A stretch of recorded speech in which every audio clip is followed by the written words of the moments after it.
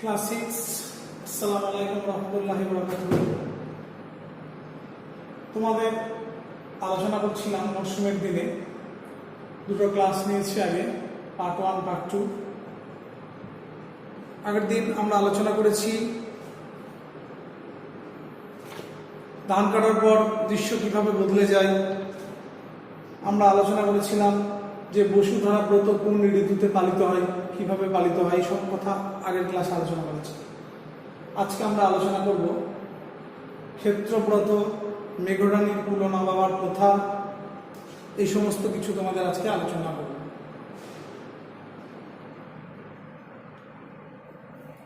দেখো সকলে,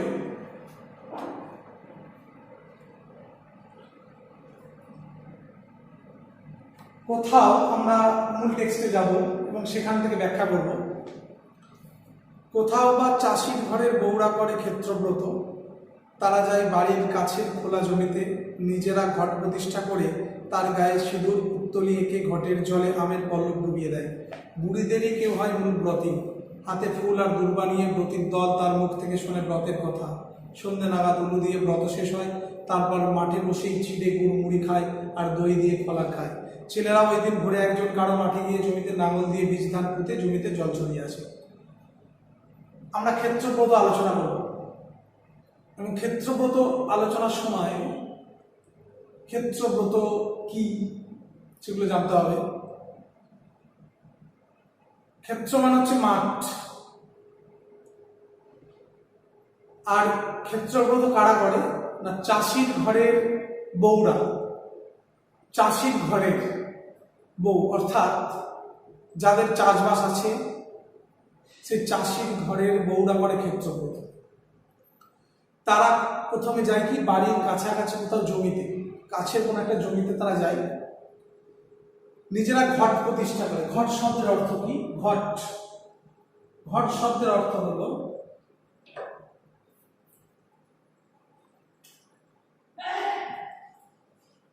ঘট মানে হচ্ছে কলসি, কলসি বা পাত্র, কলসি বা পাত্র। তো ছোট কলসি হতে পারে, ছোট কলসি বা পাত্র। তার মানে প্রথমে চাষির ঘরের বউরা করে, অর্থাৎ চাষির ঘরের বউরা করে ক্ষেত্রব্রত। প্রথমে আমাদের যদি প্রশ্ন আসে এখানে যে ক্ষেত্রব্রত কারা পালন করে, তাহলে আমরা প্রথমেই বলবো যে চাষির ঘরের বউরা করে ক্ষেত্রব্রত। তারা কি করে? প্রথমে তারা যায় বাড়ির কাছের খোলা জমিতে, ফাঁকা জমিতে, সেখানে কি করে নিজেরা একটা ছোট কলসি বা পাত্র প্রতিষ্ঠা করে সিঁদুর পুত্তলি এঁকে, সেখানে সিঁদুর পুত্তলি আঁকা হলো, আঁকার পরে কি করে না ঘটের জলে আমের পাতা ডুবিয়ে দেয়। অর্থাৎ কোন একটা ছোট কলসির পাত্র এবং ছোট কলসির ধরো পাত্র আছে, তার সেই পাত্রের ভিতরে কি করে আমের পাতাটা ডুবিয়ে দেয় প্রথমে। মূল প্রতিকারা অর্থাৎ ব্রত পালন করে, অর্থাৎ মূল পালনকর্তাকে এখানে না বুড়ি, বুড়িরাই হয় এই যে ক্ষেত্রব্রত পালনের মূল ব্রতী। হাতে ফুল নেয়, দুর্বা ঘাস, ছোট ছোট ঘাস আমরা দেখেছি, সেগুলো নিয়ে ব্রতীর দল মূল ব্রতী যে তার মুখ থেকে ব্রতের কথা শোনে। সন্ধ্যে নাগাদ এই ব্রতটা শেষ হয় উলুধ্বনি দিয়ে। যখন উলুধ্বনি সন্ধ্যে হয়ে আসে, উলুধ্বনি দিয়ে এই ব্রতটা শেষ হয়। তারপর মাঠে বসে চিড়ে গুড় এই সমস্ত খায়। ছেলেরাও ওই দিন ভোরে কারণ মাঠে গিয়ে জমিতে নাঙল দিয়ে বীজ ধান পুঁতে জমিতে জল ছড়িয়ে আসে। ছেলেরা কি করে ওই দিন ভোরবেলা কারোর মাঠে গেল এবং সেখানে গিয়ে জমিতে নাঙল দিয়ে কি করলো না বীজ ধান পুঁতে জমিতে জল ছড়িয়ে। এটা হলো ক্ষেত্রব্রত। এরপর আমাদের আলোচ্য বিষয় কি না মেঘরানীর কুলো নামাবার প্রথা। এরপর আমাদের আলোচ্য বিষয় মেঘরানীর কুলো নামাবার প্রথা।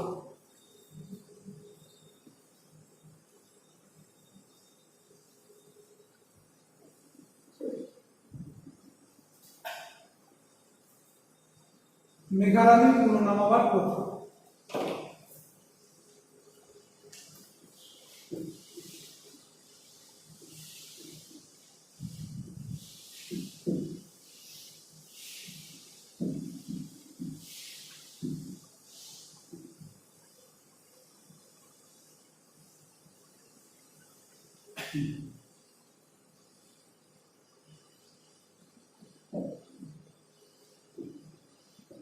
প্রথা, এটা আমাদের আলোচ্য বিষয়।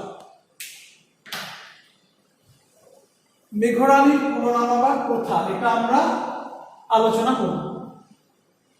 দেখো ভালো করে টেক্সটটা। কোথাও আছে বৃষ্টির অভাবে মেঘরানির কুলনামাবার প্রথা। কুলো জল ঘট নিয়ে চাষির ঘরের অল্প বয়সী মেয়েরা দলে দলে পাড়ায় পাড়ায় বেরিয়ে পড়ে। বাড়ি বাড়ি ঘুরে গান গায়। গান গিয়ে বাড়ি বাড়ি থেকে তারা পায় চাল, তেল, সিঁদুর, কখনো 2-4টে পয়সা আর পান সুপারি। দল বেঁধে তারা গান গায়। হ্যাদেলো বুড়ো মেঘারানী, হাত পাও ধুইয়া ফেলা পানি। ছোট ভুঁইতে চিনচে নানি, বড় ভুঁইতে হাঁটু পানি। মেঘরানীর ঘরখানি পাথরের মাঝে, এই বৃষ্টি নামেলো ঝাঁকে ঝাঁকে। কালা মেঘ ধলা মেঘা, বাড়ি আছনি, গোলায় আছে বীজ ধান, বুনাইতে পারো। বৃষ্টির অভাবে, যখন বৃষ্টি হচ্ছে না, সেই বৃষ্টির অভাবে মেঘরানির কুলো নামাবার প্রথা এটা পালিত হয়। কেউ কুলো নিল, জল ঘট অর্থাৎ ছোট কলসি বা পাত্র বিশেষ, সেটা নিয়ে চাষি ঘরের অর্থাৎ ফার্মার ফ্যামিলি, চাষি ঘরের অল্প বয়সী মেয়েরা কি করে, দলে দলে পাড়ায় পাড়ায় বেরিয়ে পড়ে। বাড়ি বাড়ি, এ বাড়ি ও বাড়ি, এ বাড়ি ও বাড়ি ঘুরে ঘুরে গান গায়।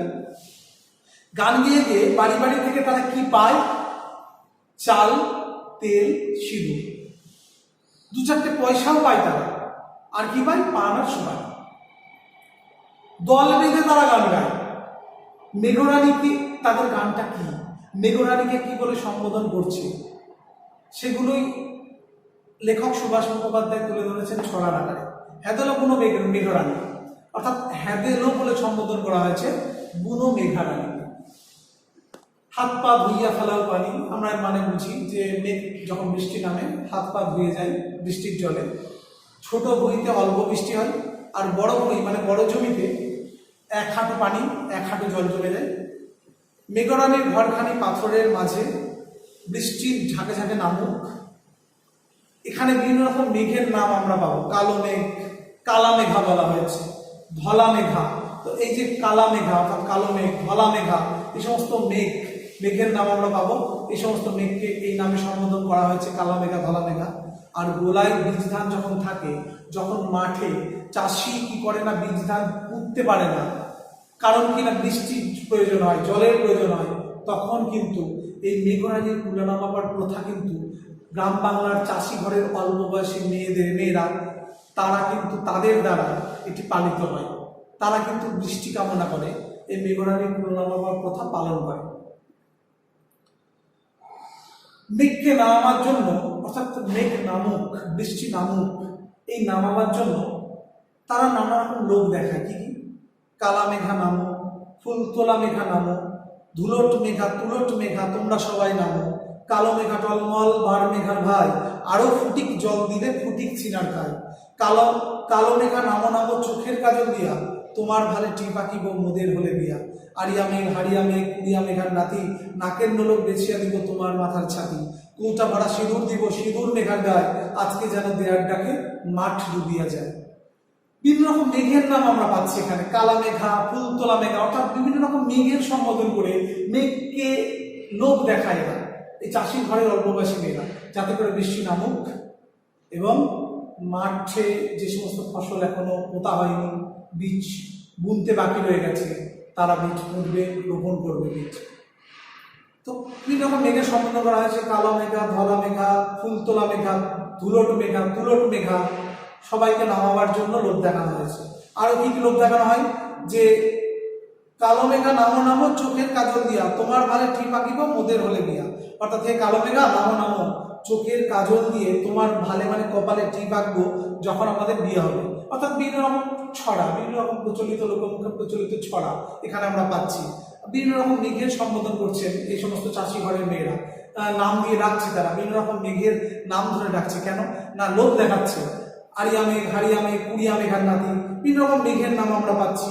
তারপরে বিভিন্ন রকম তাদের লোভনীয় যে সম্বোধন, অর্থাৎ লোভ মানে লোভনীয় নাম, আরিয়া মেঘ, হারিয়া মেঘ, আরিয়া মেঘ, কুড়িয়া মেঘার নাতি, অর্থাৎ কুড়িয়া মেঘ, এই যে ধুলট মেঘ, তুলট মেঘ, এই যে বিভিন্ন রকম মেঘের নাম আমরা পাচ্ছি, এগুলো সব লোভনীয় সম্বোধন, অর্থাৎ লোভ দেখানো হচ্ছে মেঘদের। কেন না, তারা যদি নামে তখন কি হবে, চারিদিকে মেঘ, যে মেঘে যখন আকাশ পরিপূর্ণ হয়ে উঠবে, যখন বৃষ্টি নামবে, মাঠগুলো বৃষ্টিতে ভরে উঠবে এবং তখন তার ফলে কিন্তু ফসল উৎপন্ন হবে, চাষবাস ভালো হবে, তার ফলেই কিন্তু মানুষের অর্থনৈতিক উপার্জন বেশি হবে। আমি বারবার বলেছি, এই যুগের যত পালা পার্বণ উৎসব আনন্দ সবকিছু মিলে আছে চাষবাস।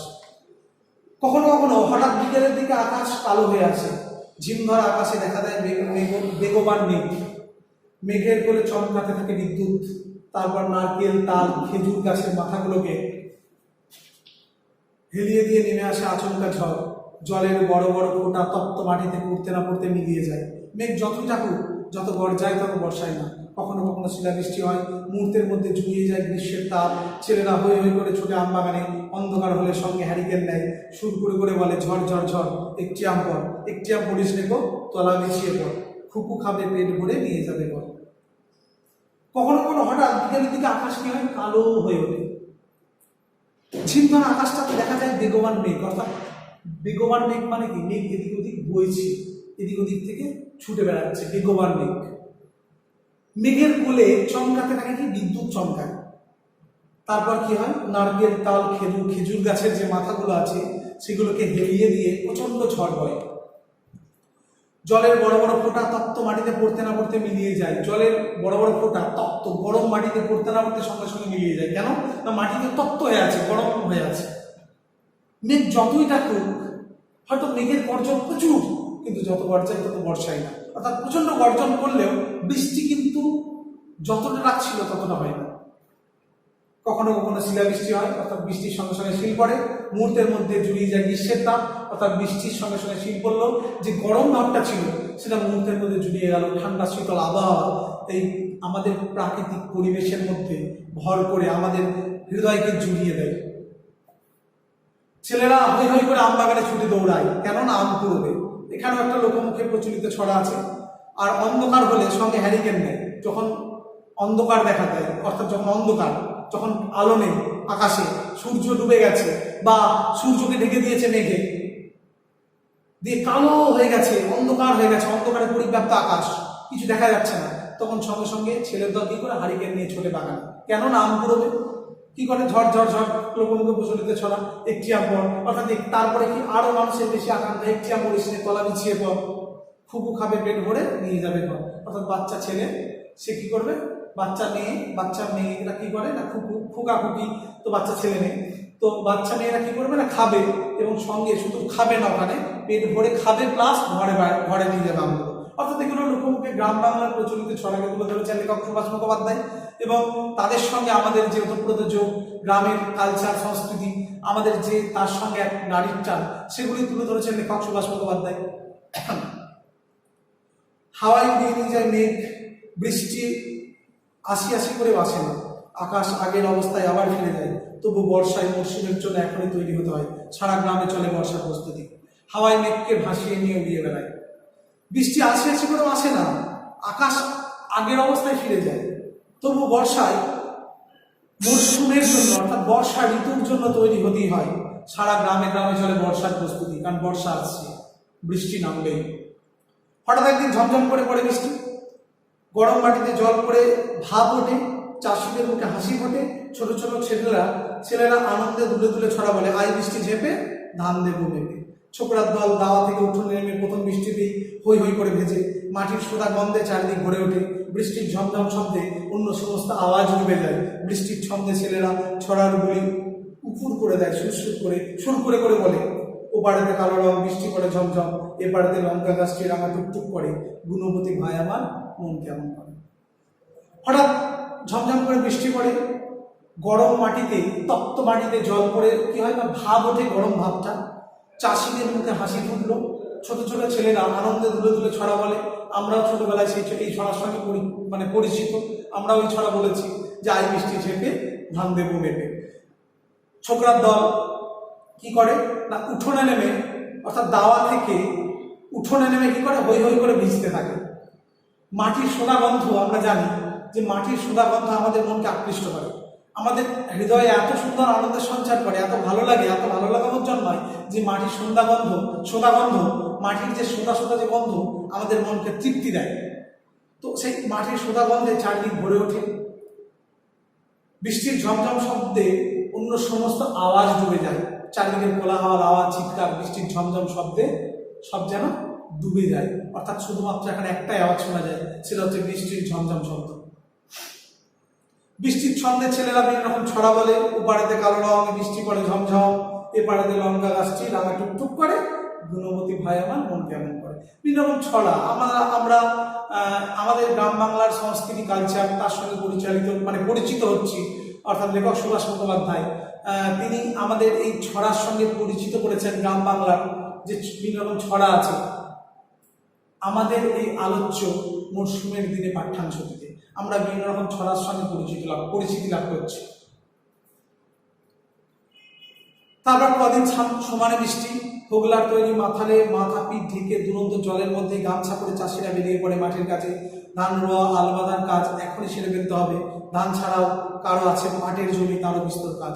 তারপরে কি হয়, যখন সমানে বৃষ্টি নামে, হোগলার তৈরি মাথাল কি, তো মাথাল হচ্ছে টোকা জাতীয় মানে শিরস্ত্রাণ, তাল পাতা হতে পারে বা কোনো তাল পাতা বা কোনো পাতা দিয়ে তৈরি বা কোনো গাছের পাতা দিয়ে তৈরি যে মাথাল অর্থাৎ শিরস্ত্রাণ অর্থাৎ টোকা জাতীয়, সেগুলো কি করে না মাথাটা ঢাকলো, মাথা পিঠ এগুলো ঢেকে দুরন্ত জলের মধ্যে গামছা করে কি করে চাষিরা বেরিয়ে পড়ে মাঠের কাজে। কারণ বৃষ্টি হয়েছে, তাদের মাঠের কাজ করতে হবে।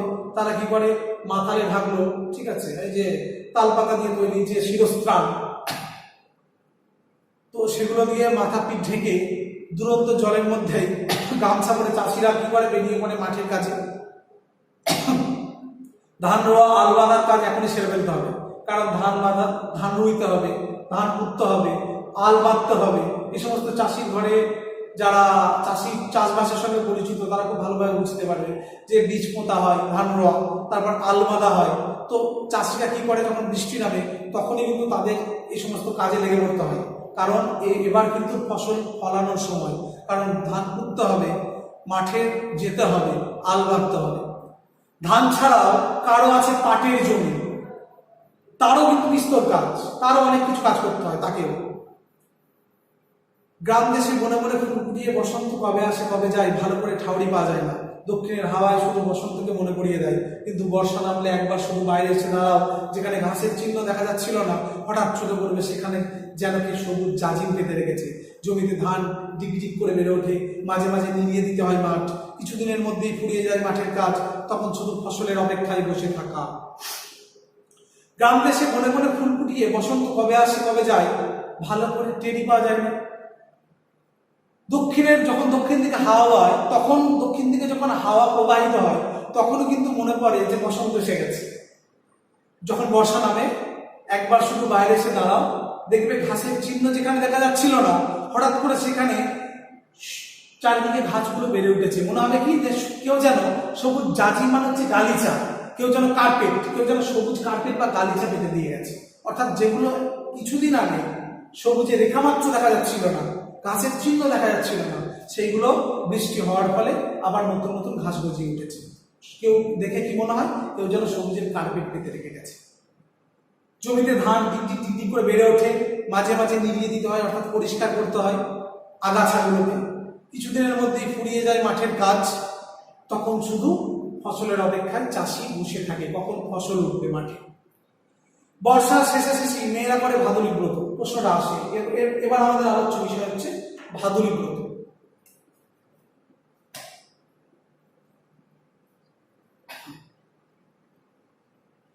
ভাদুরী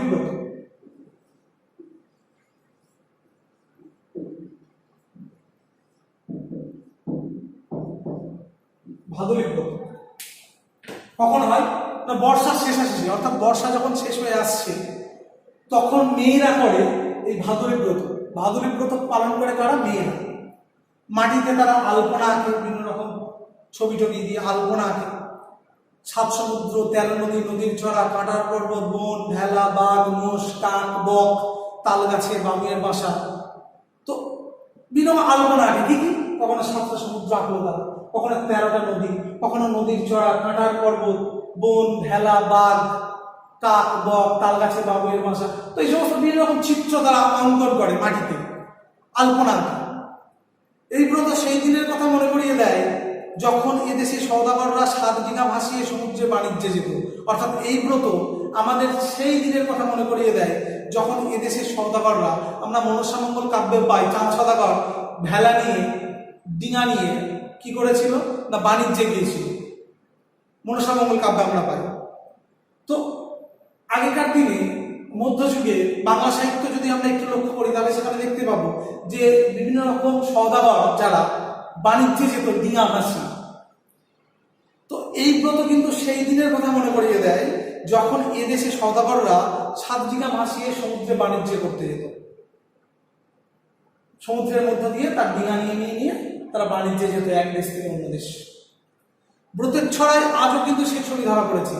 বাপ গেছেন বাণিজ্যে, ভাই গেছেন বাণিজ্যে, স্বামী গেছেন বাণিজ্যে, তারা যেন নিরাপদে ফিরে আসে। অর্থাৎ এই ব্রতের উদ্দেশ্যটা কি না, ভাদুলী ব্রতের উদ্দেশ্য হলো যারা বাইরে গেছে, অর্থাৎ বাপ বাণিজ্যে গেছেন, কারোর ভাই বাণিজ্যে গেছেন, কারোর স্বামী পতিদেব স্বামী বাণিজ্যে গেছেন, তারা যেন নিরাপদে ফিরে আসে, তাদের যেন কোনো বিপদ আপদ না ঘটে। ভাদ্রের ভরা নদীকে ডেকে দূর পক্ষে তারা ব্যগ্রতা জানায়। ভাদ্রের ভরা নদী, ভাদ্র বর্ষা আমরা জানি, আষাঢ় শ্রাবণ ভাদ্র, তখন তো মানে নদী ভরে ওঠে বৃষ্টির জলে। তো ভাদ্রের ভরা নদীকে ডেকে তারা তাদের কি জানায়, আকাঙ্ক্ষা, তারা তাদের আকাঙ্ক্ষা জানায়, তারা কামনা করে কি, নদী নদী নদী কোথায় যাও, তারা তাদের কথা, তাদের মনের যে আকাঙ্ক্ষা, কামনা, মনের বাসনা সেগুলো জানায়। ভাদ্রের ভরা নদীকে ডেকে কি বলে, নদী নদী নদী কোথায় যাও, বাপ ভাইয়ের বার্তা দাও। নদী নদী নদী কোথায় যাও, স্বামী শ্বশুরের বার্তা দাও। হে নদী, ভাদ্রের মানে বয়ে যাওয়া নদী, তাকে ডেকে কি বলে, নদী নদী নদী তুমি কোথায় যাচ্ছ, আমার বাপ ভাইয়ের বার্তা দাও। নদী নদী নদী কোথায় যাও, স্বামী শ্বশুরের বার্তা দাও। অর্থাৎ আমার বাপ গেছে বাণিজ্যে, আমার ভাই গেছে বাণিজ্যে, আমার স্বামী গেছে বাণিজ্যে, তারা যেন নিরাপদে ফিরে আসে, তার উদ্দেশ্যেই ভাদুলী ব্রত পালন করে মেয়েরা। আজ সেই সওদাগর নেই, সেই বাণিজ্য নেই, কিন্তু সে এই ব্রতের ভিতর দিয়ে মনে পড়ে যায় সে আপনজনদের কথা যারা দূরে আছে। হ্যাঁ, আজ কিন্তু সেই সওদাগর নেই। আজ ডিঙা ভাসিয়ে মানুষ বাণিজ্য করতে যায় না সমুদ্রের ওপর দিয়ে, সে বাণিজ্য আজ আর নেই। কিন্তু এই ব্রতের ভিতর দিয়ে আমাদের মনে পড়ে যায় আপনজনদের কথা, প্রিয়জনদের কথা, যারা আমাদের ছেড়ে অনেক দূরে থাকে, তাদের কথা মনে পড়ে যায়। আমাদের মনও ডাকতে ইচ্ছা করে তাদের, যে তারা যেন নিরাপদে ফিরে আসে, তারা যেন কোনো বিপদ আপদের মধ্যে না পড়ে, তারা যেন নিরাপদে খুব ভালোভাবে যেন বাড়ি ফিরে আসে, যারা আমাদের থেকে অনেক দূরে আছে, আমাদের যারা আপনজন।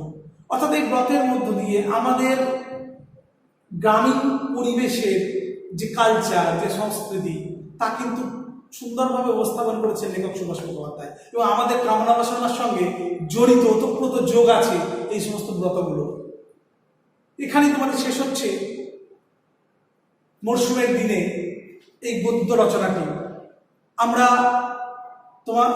আলোচনা করবো প্রশ্নগুলো পরের ক্লাসে, ইনশাল্লাহ পরের ক্লাসে সমস্ত প্রশ্নগুলো আলোচনা করবো। তবুও তোমরা পড়ে রাখবে, দেখবে যে 2-এর দাগে সবগুলো খুব ভালো করে আলোচনা করা হয়েছে। ঠিক আছে, তারপরে যে ব্যাকরণ পাঠগুলো আছে যেগুলো পড়তে হবে সেগুলো আমরা আলোচনা করবো। শব্দার্থ বলেছি আমি, সেগুলো তো পড়তেই হবে।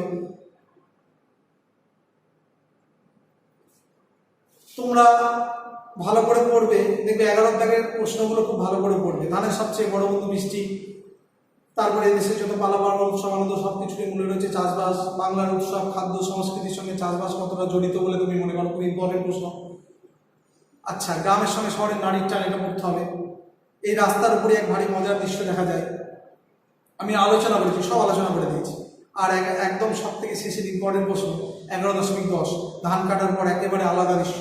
এই দৃশ্যে কোন ঋতুর ছবি ফুটে উঠেছে, সেই ঋতু সম্পর্কে কয়েকটি বাক্যে নিজের মতো করে একটা অনুচ্ছেদ রচনা করতে হবে।